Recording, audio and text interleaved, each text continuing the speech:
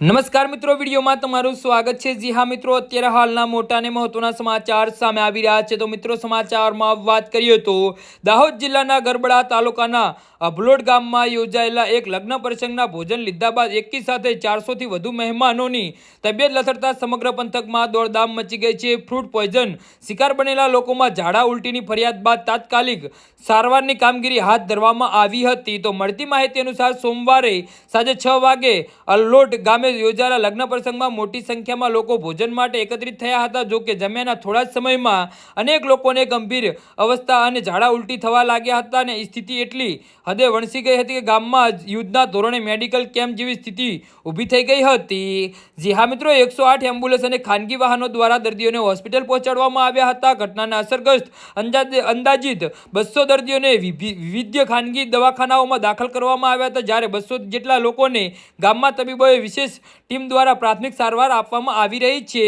તો રાહતના સમાચાર તો એ છે કે કોઈ જાનહાનિ થઈ નથી। જો કે કેટલાક દર્દીઓની હાલત ગંભીર હોવાથી તબીબો સતત પરીક્ષણ કરી રહ્યા છે અને આરોગ્ય વિભાગની ટીમ લગ્ન સ્થળેથી ભોજનના નમૂના લઈ એકત્રિત લેબોરેટરી પરીક્ષણ માટે મોકલી આપ્યા છે। તંત્રએ ખાતરી આપી છે કે જો કે કેટરર્સ અને અન્ય કોઈની બેદરકારી સામે આવશે તો ફૂડ એન્ડ ડ્રગ્સ એક્ટ કડક કાયદેસરની કાર્યવાહી કરવામાં આવશે।